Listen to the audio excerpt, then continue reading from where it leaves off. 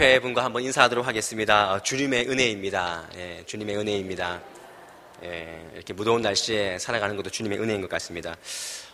제 딸이, 둘째 그 은희가 한참 더울 때 차를 타고 자기 머리를 이렇게 막 덥다는 듯이 머리를 탁 흩으면서 하는 얘기가, 아빠, 옛날에는 내가 어릴 때는 이렇게 안 더웠는데 요즘 따라 너무 더운 것 같아. 참고로 우리 딸은 5살입니다. 그 옛날이 언젠지 모르겠고 그 어릴 때가 언젠지는 모르겠지만 참 본인도 무더운 것, 덥다는 것을 느낄 정도로 참 더운 시간들을 우리가 보내고 있습니다. 여러분들 어떻게 지내시는지 모르겠습니다. 무더위 가운데 어떻게 사십니까? 우리가 더우면 덥다고, 추우면 춥다고, 날이 좋으면 좋다고 이런저런 핑계로 우리가 믿음의 삶을 지키기가 굉장히 어려운 그런 현실에 우리가 살고 있는 것 같습니다. 반복되는 일상 가운데 우리가 놓치지 말아야 할 것이 분명히 있는데 그것이 내 삶이 어디에 가치를 두고 있는가 날마다 고민해야 되는데, 덥기 때문에, 춥기 때문에, 날이 좋다고 하나님께서 주신 그 말씀의 가치들을 우리가 참 이렇게 지켜가지 못할 때가 많이 있지 않는가 생각을 합니다. 그리스도인의 정체성을 성경에서 많이 찾을 수 있지만 베드로전서 2장 9절 말씀 보면 이런 말씀이 있습니다. 너희를 어두운 데서 불러내어 그 기이한 빛에 들어가게 하신 이에 아름다운 덕을 선포하게 하려 하심이라. 하나님께서 우리를 빛 가운데, 그 어두웠던 삶에서 빛 가운데로 불러내어서 하나님의 아름다운 덕을 선포하게끔 우리를 만드셨다라는 것을 우리가 말씀을 통해 알 수가 있습니다. 하나님께서는 분명히 우리를 어두운 데서 불러내셨습니다. 따로 불러낸 사람들이 바로 저와 여러분인 줄 믿으시기를 바랍니다. 그래서 교회는 에클레시아라 그래서 무엇으로부터 모아졌다, 불러졌다. 세상에 살고 있지만, 우리가 다 섞여 살고 있지만 주님께서 교회 공동체 안으로 우리 한 사람 한 사람들이 이렇게 불러 세워줬기 때문에 우리가 교회 공동체를 이루고 하나님의 백성이라는 이름으로 살아가고 있다는 것입니다. 그래서 우리가 참 오해하기 쉬운 게 뭐냐면, 나는 주님께서 부르셨다, 거기에만 집중하면 기독교가 굉장히 고집불통이 될 수밖에 없다는 것입니다. 나는 불러내었어, 하나님께서 불러주셨어, 거기에만 집중하면 오해의 소지가 굉장히 많이 있습니다. 하지만 불러내어 주신 하나님께서 우리를 다시 한번 세상에 내보내신다는 사실을 꼭 아시길 바랍니다. 누가복음 9장 말씀에 보면 그런 말씀이 있습니다. 예수님께서 12제자를 불러 모으사 그들에게 병 고치는 능력과 권위를 주시고, 그 다음에 어떻게 하시냐면은 그들이 하나님의 나라를 전파하며 앓는 자를 고치게 하시려고 그들을 다시 내보내셨다, 이렇게 분명히 말씀하고 있습니다. 우리는 불러 모아졌지만 마찬가지로 우리는 세상에 다시 한번 나아가야 하는 그런 존재라는 사실을 우리가 알아야 한다라는 것입니다. 우리가 관가하기 쉬운 것이 여기에 있습니다. 그리스도의 정체성이 퇴색되어 가는 것이 바로 이 부분이 아닐까 생각을 합니다. 우리는 잘 내보내지는데도 성공을 해야 됩니다. 우리 안동 서부교회가 많은 문영혼들을 불러 모아야 하지만 더 우리가 관심을 가져야 되는 것이 뭐냐면, 잘 또 내보내줘야 한다라는 것입니다. 그래서 더우나 추우나 또 좋은 환경이나 우리는 세상에서 잘 살아야 할 사람들입니다. 그리스도의 향기가 되어서 살아야 할 사람들임을 잊어서는 안 된다는 것입니다. 우리는 거기에 서야 됩니다. 거기가 어디입니까? 오늘 말씀 제목이 뭐죠? 그리스도인 세상에 서다. 오늘 제 수요 기도의 제목이 그리스도인 세상에 서다입니다. 우리가 끝까지 서서 고군분투해야 될 장소가 어디냐면 교회가 아니라는 것입니다. 교회에서 찢고 뽑고 싸우고 열심 내는 것이 아니라, 물론 그 열심도 중요하지만 우리가 정말 서야 할 자리가 어디냐면 세상에 있다는 사실을 우리가 깨달아야 합니다. 그것은 굉장히 어렵습니다. 굉장히 어려운 사실입니다. 하지만 주님께서 오늘도 우리에게 오늘 하루 살면서 믿음으로 살지 못한 우리의 모습을 보고 좌절하고 낙심하지만, 그럼에도 불구하고 오늘 다시 한번 말씀의 자리에 세워서 우리를 세상으로 보내시는 하나님의 음성을 들을 수 있어야 할 줄 믿습니다. 오늘 모세가 지금 그런 모습으로 바로 앞에 서 있는 것입니다.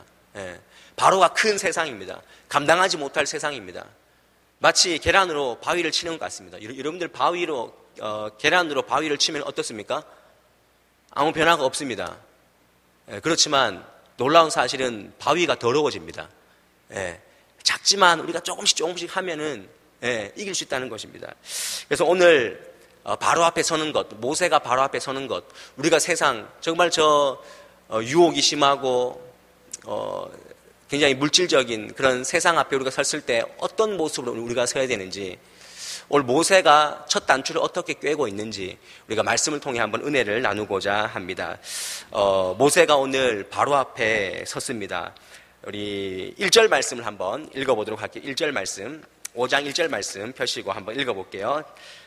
모세가 바로 앞에 갔습니다. 아론과 같이 바로 앞에 섰습니다. 그런데 첫 마디가 어떠는지 한번 볼게요. 시작. 그 후에 모세와 아론이 바로에게 가서 이르되 이스라엘의 하나님 여호와께서 이렇게 말씀하시기를 내 백성을 보내라. 그러면 그들이 광야에서 내 앞에 절기를 지킬 것이니라 하셨나이다. 모세가 하나님을 경험하고 말씀의 확신을 가지고 아론과 함께 바로 앞에 섰습니다. 굉장히 그 무서운 바로 앞에 섰습니다. 그랬을 때 뭐라고 얘기하냐면은 하나님께서 이렇게 말씀하셨다. 바로한테 가서 우리 백성을 보내라. 우리가 광야에 가서 절기를 지킬 것이다. 단순하게 얘기하면 우리가 예배하고 하나님을 섬기는 백성이 될 것이다. 이렇게 요구를 한 것입니다. 그랬을 때 바로의 반응이 어떠냐면 2절 말씀, 우리 2절 말씀 한번 같이 읽어볼게요. 시작. 바로가 이르되 여호와가 누구이기에 내가 그의 목소리를 듣고 이스라엘을 보내겠느냐. 나는 여호와를 알지 못하니 이스라엘을 보내지 아니하리라. 반응이 어떻습니까? 그래 잘 가라 그럽니까? 아닙니다. 여호와가 누군데 내가 왜 그 사람 말 들어야 되는데 난 절대 너네들 못 보낸다. 이렇게 얘기를 하는 것입니다. 그랬을 때 3절에 모세가 다시 한번 요청을 합니다. 3절 수고스럽지만 한 번 더 시작. 그들이 이르되 히브리인의 하나님이 우리에게 나타나셨은즉 우리가 광야로 사흘 길쯤 가서 우리 하나님 여호와께 제사를 드리려 하오니 가도록 허락하소서. 거기까지 가도록 또 허락하라는 것입니다. 우리가 광야에 가서 하나님께 제사를 드릴 것이니까 제발 좀 허락해 달라고 그렇게 얘기를 합니다. 그랬을 때 밑에는 뭐 읽지 않겠지만 4절 말씀 보면은 이제 속된 말로 바로의 뚜껑이 열리는 것입니다. 가서 일을 하라 그렇게 얘기를 합니다. 그리고 6절 말씀에 그렇게 감독들에게 지시를 합니다. 벽돌을 만드는 일을 할 때 필요한 재료를 다 갖다 주지 말고 짚을 이스라엘 백성들 히브리인들이 직접 구에다가 쓰게 하라, 만들도록 하라. 그리고 하루 일할 분량을 무조건 채우라고 하라. 그렇게 강력한 그런 선포를 하게 되었다라는 것입니다.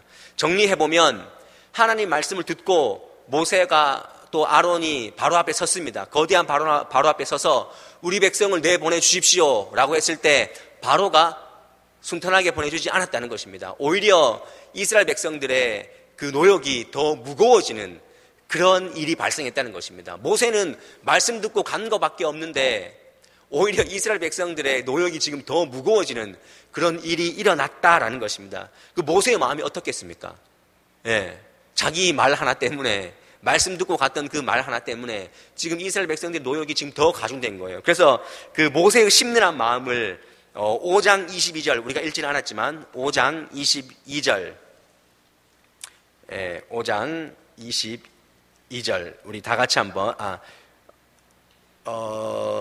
제가 5장 22절 다 같이 읽어볼게요. 시작. 내가 바로에게 들어가서 주의 이름으로 말한 후로부터 그가 5장 22절 아닌가요?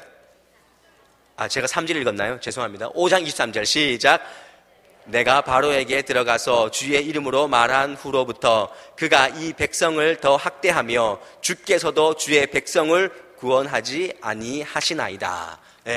더 지금 내가 괜히 나가서 백성들이 더 이렇게 힘들어졌습니다 라고 지금 얘기를 하는 것입니다. 참담한 지금 모세의 지금 마음을 우리가 읽을 수 있다라는 것입니다. 순종한 것밖에 없는데 돌아온 것은 더 험악한 이스라엘 백성들의 노역 생활이 되었다는 것입니다. 우리 삶에 이런 경우가 얼마나 많이 있습니까? 내가 믿음으로 살려고 2010년도 내가 믿음으로 살려고 하나님 앞에 말씀대로 살려고 순종했더니 예배하려고 52주 다 지켜보려고 기도하고 내가 순종했더니 직장이 더 어려운 곳으로 이직하게 되는 거예요. 그런 경우가 있죠. 또 내가 마음 붙잡고 내가 주일 성수하려고 했는데 주일을 더 지키지 못하는 부서로 막 이동하게 되고 믿음으로 하나님께 물질을 정직하게 드렸지만 물질의 압박을 더 받게 되고 새벽 기도를 결심하고 새벽을 깨웠지만 새벽에 사고가 나고 일이 일어나고 그런 경우가, 저희 교회에도 새벽 기도 갔다 오신 분이 새벽 기도 때 이게 사고 나는 그런 경우도 있었습니다. 말씀에 순종하고 내가 주님 그 뜻을 이루어 드리려고 했는데 왜 나에게 어려움이 생깁니까? 우리가 이렇게 생각을 합니다. 그런데 우리가 그리스도인이 세상에 섰을 때 주의해야 될 것이 있습니다. 뭐냐면 우리는 이 순종에 대한 오해가 있는데 뭐냐면 신앙인은 순종에 대한 보상 심리를 버려야 한다는 것입니다. 이 굉장히 중요한데 내가 순종하면 하나님이 내가 원하는 것, 아니 내가 원하지 않는 것 그 이상으로 주님께서 부어주시고 채워주실 것이다 하는, 내가 순종하면 하나님 보상해 주실 것이다, 이 보상 심리를 우리가 버릴 수 있어야 한다는 것입니다. 근데 우리는 여기에 지금 다 갇혀 있는 것입니다. 순종 자체가 하나님께서 기뻐하시는 일임에도 불구하고 순종이 우리에게 어떤 것을 이루는 수단이 되어서 순종이 우상이 되고 순종이 오히려 신앙의 걸림돌이 되는 경우가 많이 있다라는 것입니다. 물론 순종하면 하나님께서 이루어 주십니다. 하지만 순종이 수단이 되어서 내가 요거 했으니까 하나님께서 요거 해주시겠지, 이렇게 보상 심리를 가지고 세상적인 셈법을 가지고 접근하면 우리는 넘어질 수밖에 없다라는 것입니다. 어린 아이와 똑같은 거죠. 내가 엄마 심부름 요거 했으니까 엄마가 다음에 요거 해주겠지, 내가 요구하면 요거 해주겠지, 여기에서 많은 신앙인들이 걸려 넘어지는 것입니다. 내가 1년 동안 전도하려고 했는데 전도하고 내가 1년 동안 새신자를 내가 몇 명이나 전도했는데 하나님께서 이거 안 들어주시네. 내가 1년 동안 작정해서 봉사했는데 그 기도 제목 하나님께서 안 들어주시네. 다 시험이죠. 이것이 뭐냐면 순종에 대한, 내가 순종하면은 하나님께서 다 들어주신다는 세상적인 셈법, 그것이 우리 안에 깔려 있다라는 것입니다. 오히려 하나님께서는 세상에서 우리가 힘들지만 순종한 것 그 자체를 기뻐하시는 것입니다. 나머지는 하나님께서 하시는 것이지, 오히려 우리가 하나님 앞에서 어떻게 고백해야 되냐면 내가 말씀 앞에 순종하려고 해서 오히려 핍박당하고 조금 힘들었지만 하나님께서 그렇게 살라라고 말씀하셨으니, 또한 그 믿음을 주님께서 주셨으니 주님 감사합니다, 이 고백만 우리 삶 가운데 나오면 되는 것입니다. 하나님, 나 힘들었지만 주님 말씀한 대로 내가 지켜서 세상에 살았습니다, 하나님 은혜로 살았네요, 지나왔네요 라고 우리가 고백할 수 있다면 그 자체가 은혜라는 것입니다. 순종하는 마음 자체가 은혜인데, 능력인데, 우리는 순종이 수단이 되어서 살아갈 때가 너무나 많이 있다는 것입니다. 오늘 우리 이 수요 기도를 통하여서 다시 한번 우리 마음 가운데 내가 세상에 서서 말씀으로 선다라고 뜨겁게 살고 있지만 혹시 내 마음 가운데 하나님 내가 요거 하면은 요거 들어주시겠지 하는 어떤 보상 심리를 가지고 하나님과 계산하는 그런 마음으로 순종하고 있다면 오늘 이 밤에 하나님, 내가 그 순종한 것 그 자체로 주님 감사합니다, 그렇게 능력 주셔서 감사합니다 라고 우리의 기도가 변화될 수 있기를 바랍니다. 계산 없이 단순하게 하나님께서 오늘 모세에게 그것을 가르쳐주고 싶었던 것입니다. 하나님은 모세에게 단순하게 순종해라, 말씀으로 세상에 서라, 그러면 이후에 모든 것은 내가 하는 것이지 네가 하는 것이 아니다, 오늘 이 말씀을 지금 가르쳐주고 있는 겁니다. 놀라운 은혜가 있는데요, 어떤 일이 일어났냐면 출애굽기 6장 1절 말씀을 한번 읽어보겠습니다. 6장 1절 시작. 여호와께서 모세에게 이르시되 이제 내가 바로에게 하는 일을 내가 보리라. 강한 손으로 말미암아 바로가 그들을 보내니라. 강한 손으로 말미암아 바로가 그들을 그의 땅에서 쫓아내리라 그랬습니다. 여기에서 지금 두 번 나오는 단어가 뭡니까? 강한 손, 하나님의 강한 손. 여기서 말하는 하나님의 강한 손은 인간이 범접할 수 없는 그런 큰 능력을 얘기하는 것입니다. 히브리 문학에서는 이렇게 하나님의 손, 하나님이 손이 있는지 이렇게 알 수는 없지만 신인 동형 동성론이라 그래서 쉽게 접근하는 거죠. 우리가 손이 있듯이 하나님의 크신 손이 우리를 도와주실 것이다 라고 이렇게 독특한 표현을 하고 있는 것입니다. 그런데 그것이 능력의 손으로 지금 우리에게 비추어 주고 있다는 것입니다. 우리 삶 가운데 우리가 세상에서 살아갈 때, 우리가 이 땅을 살아갈 때 신앙인은 두 가지 형태로 살아갑니다. 첫 번째는 자기 손으로 살아가는 사람. 제가 그래서 매번 얘기하죠. 자기 손으로 이렇게 일으키는 사람은 자수성가. 그죠? 그런데 신앙인이 추구해야 될 삶이 뭡니까?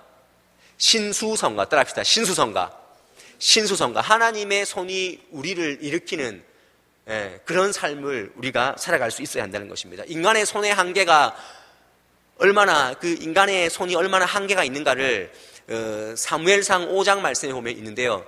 사무엘상 5장이 어떤 말씀이냐면 이스라엘 백성들이 블레셋과의 전쟁에서 1차에 지는 바람에 두 번째로 가지고 나간 게 뭐냐면 하나님의 언약궤를 가지고 나간 거예요. 하나님의 언약궤가 나가면은 다 이길 수 있다. 부적같이 하나님의 언약궤를 갖고 나간 거예요. 그런데 보기 좋게 패했습니다.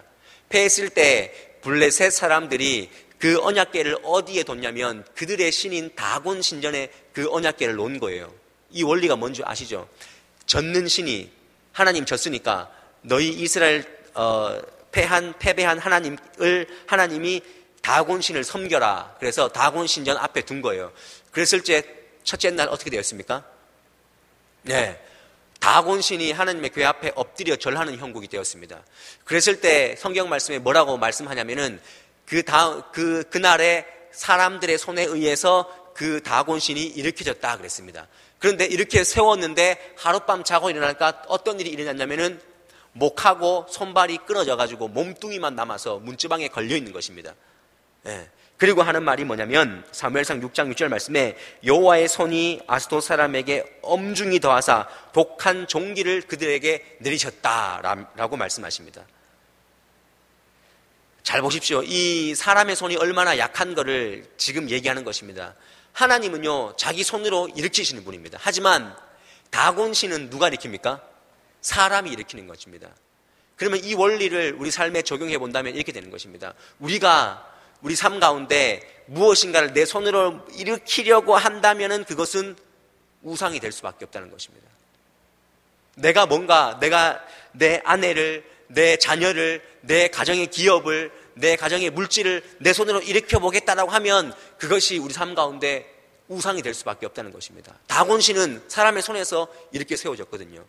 그러나 하나님은 스스로 일으키시고 큰 손으로 일으키시는 분이기 때문에 우리가 추구해야 될 삶이 뭐냐면 내가 내 손으로 자수성가하려는 것이 아니라 하나님의 손을 통하여서 우리가 신수성가할 수 있는 그런 은혜를 우리 삶 가운데 누릴 수 있어야 한다는 것입니다.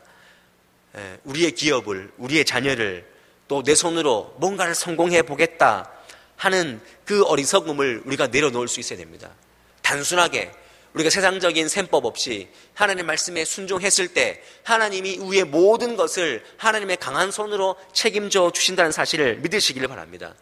결국 출애굽은 하나님의 일이지 모세의 일이 아닙니다. 우리가 내 삶을 오늘 내가 살아가는 것 같지만 내가 사는 것이 아니라 하나님께서 사시는 겁니다. 하나님께서 모세에게 그거를 또 말씀하고 싶었던 거죠. 야, 출애굽하는 거 모세 네 일이 아니야. 너는 그냥 순종하면 돼. 출애굽시키는 것은 내 일이야. 내 사역이야. 오늘도 우리에게 말씀하십니다. 너의 가정을 꾸리려고 하는 것, 네 자녀를 지금 출세시키려고 하는 것, 그건 네 일 아니야. 내 일이야. 라고 하나님은 하나님의 손이 움직이기를 원하신다라는 것입니다. 혹시나 하나님의 능력이 손이 가야 되는데 내 인간적인 이 한계가 많은 내 손이 먼저 다가가서 하나님의 능력을 맡고 있지는 않은지 우리가 한번 이 밤에 오늘 말씀을 통하여 한번 점검해 볼 수 있기를 원합니다. 하나님은 우리를 불러주셨습니다. 그리고 세상에 내보내실 때 단순하게 내보내시는 것입니다. 말씀을 가지고 서라는 것입니다. 순종하라는 것입니다. 그러면 하나님이 한다는 것입니다. 이제는 내가 사는 것이 아니고 내 안에 있는 예수 그리스도가 살 수 있게끔 하라라고 말씀하시는 것입니다. 하나님의 방법과 하나님의 때는 있습니다. 우리는 오롯이 순종만 하면 되는 것입니다. 말씀으로 순종하면 되는 것입니다. 그 일이 언제 일어날지는 모릅니다. 하지만 내가 오롯이 순종하면 하나님의 때와 하나님의 방법으로 하나님의 손이 우리의 일을 하시는 것을 우리가 분명히 볼 수 있을 줄 믿습니다. 또 한 가지 그리스도인이 세상에 설 때 주의해야 될 것이 있는데 한 가지가 뭐냐면 하나님께서 모세를 바로에게 내보내게 하신 1차 목적을 우리가 기억해야 됩니다. 동일하게 우리를 불러 모으셔서 세상에 다시 내보내시는데 내보내시는 1차 목적을 기억해야 된다는 것입니다. 1차 목적. 근데 우리는 2차, 3차 목적에만 집중하고 있지 1차 목적은 다 잊어버리고 있어요. 그 1차 목적이 어디 있냐면은 1절 말씀이었습니다. 5장 1절 말씀. 예, 다시 5장 1절 말씀 돌아왔네요. 한 번 더 읽어볼게요. 5장 1절 말씀 시작. 그 후에 모세와 아론이 바로에게 가서 이르되 이스라엘의 하나님 여호와께서 이렇게 말씀하시기를 내 백성을 보내라. 그러면 그들이 광야에서 내 앞에 절기를 지킬 것이니라 하셨나이다. 그랬습니다. 하나님께서 그들을 출애굽시키는 이유가 뭐라고요? 절기를 지키게 하기 위해서. 3절 말씀에도 보면 우리가 광야로 사흘길쯤 가서 우리 하나님 여호와께 제사를 드리려 하오니 가도록 허락하소서. 이 두 단어가 뭡니까? 제사하고 절기를 지키고 예배하는 삶. 하나님께서 이스라엘 백성들을 출애굽시키는 목적과 이유가 뭐냐면은 이스라엘 백성들을 하나님을 예배하는 백성으로 삼기 위해서 지금 출애굽시켰다라는 것입니다. 단순하게 그들이 힘드니까, 노역이 너무 고되니까, 몸이 힘들어서 그들을 출애굽시키는 것, 그것은 2차적인 것입니다. 1차적인 목적이 뭐냐면은 하나님의 예배하는 백성으로 삼기 위해서 지금 출애굽시킨다라는 것입니다.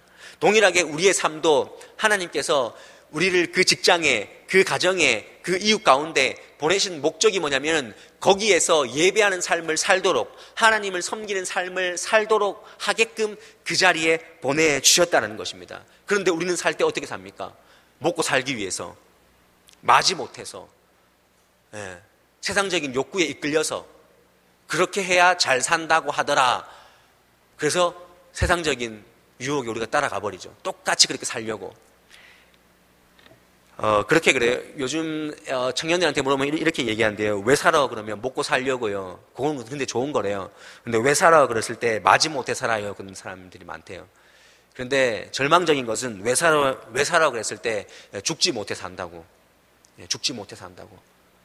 늘 살면서 죽음을 생각하는 거예요. 죽으면 끝나겠지 뭐. 허무하게 사는 거예요. 목적이 없는 것입니다. 하지만 하나님께서 우리를 보내신 목적이 뭐냐면 하나님을 섬기고 그 삶의 자리에서 예배하는 삶을 지키게끔 우리를 보내주셨다는 것입니다. 그냥 편하게 잘 먹고 잘 살기 위해서.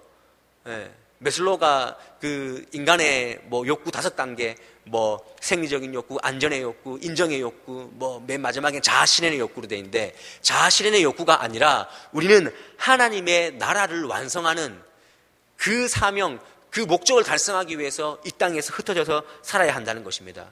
우리는 육체적인 해방, 육체적인 안정, 잘 먹고 잘 사는 것, 2차적인 목적, 이 3차적인 목적에 우리가 집중하여 살아가니까 그리스도인다운 삶들이, 또 교회가 이 땅을 참 살고 있지만 모여서 예배는 하지만 지탄받고 욕을 얻어먹는 것이 아니겠습니까?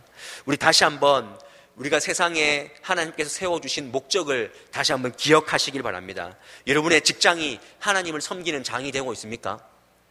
여러분의 직장이 정말로 하나님을 예배하고 섬기는 장이 되고 있습니까? 그리고 여러분들이 지금 섬기고 있는 그 가정이 하나님을 예배하고 여러분들의 그 섬김을 통해서 하나님이 드러나는 그런 삶을 살고 있습니까? 제가 늘 얘기를 하는데, 덥다고 우리 주부 되시는 아내분들 오늘 더우니까 점심 한 끼 때우자. 때우면 안 됩니다. 때우고 하루하루를 때우면 안 된다니까요. 어떻게 내가 남편을 섬길까? 내가 어떻게 아내를 섬길까? 이런 마음으로 지금 눈치 주지 마세요. 괜히 하루 지났잖아요. 우리가 1차적인 목적을 안다면은 우리의 삶이 달라질 수 있는 것입니다. 하나님은 우리의 물질을 통해서 잘 먹고 잘 사는 것 이상을 넘어서 가난한 자와 나누기를 원하시고, 또 우리의 지식을 통해서 높은 자리에 앉는 것보다 그리스도의 영향력을 끼치기 원하시는 것입니다. 그리고 우리의 가정과 직장과 우리의 삶을 통해서 복음이 확장되는 삶을 살기를 원하신다는 것입니다. 저는 기업하는 사람은 아니지만 그 기업가, 이렇게 기업하시는 사람이나 경영하시는 분들 중에서 아마 이 회사를 들어봤을 거예요.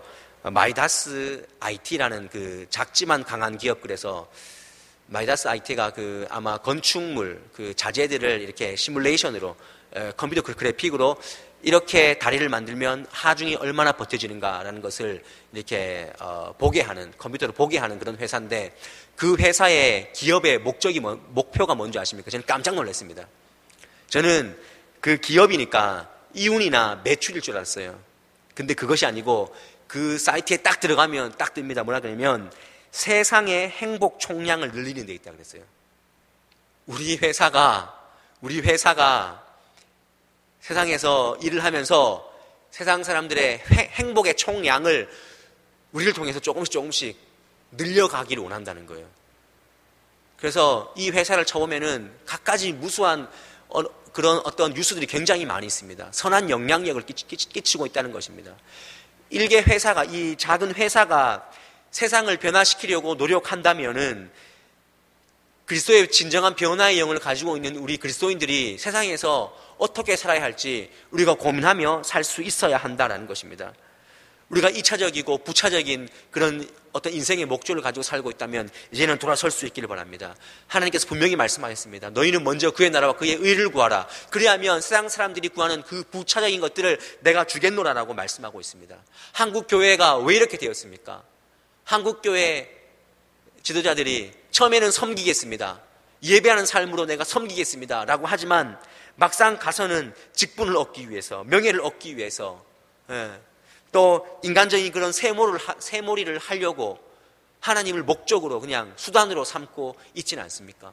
그 모습이 또한 우리의 모습은 아닌지 다시 한번 돌아볼 수 있기를 원합니다. 오늘 이 여름에, 정말 이 뜨거운 여름에 우리의 신앙이 해이해지지는 않았는지 한번 돌아볼 수 있기를 원합니다. 하나님은요, 우리 삶에 관심이 있습니다. 네가 세상에서요, 교회에서는 다 그렇게 신앙 다 잘해 보입니다. 하지만 세상에서 내가 어떻게 살아가느냐, 하나님은 그 삶에 관심이 있는 것입니다. 그래서 하나님은 오늘도 힘들지만 말씀을 가지고 그 세상 가운데 우리를 서게 하시는 것이고, 또 그 가운데 은혜를 주시는 것입니다. 그 거룩한 부담감이, 너무 우리 부담감 없이 살고 있지 않습니까? 그 부담감을 가지고 하나님 나를 그 가정 가운데, 그 세상 가운데, 그 직장 가운데 보내신 이유가 있는 줄 믿습니다 하는 그런 마음으로 오늘 다시 한번 세상에 서시기를 바랍니다. 우리의 예배는 저 문을 나가면 그때부터 진짜 예배가 시작되는 것입니다. 오늘 이 부담감을 가지고, 이 거룩한 마음을 가지고 세상에 다시 한번 서서 승리할 수 있는 저와 여러분의 삶이 될 수 있기를 주님의 이름으로 간절히 축원합니다. 우리 함께 이 시간 말씀을 생각하면서 찬양대 앞으로 나오시고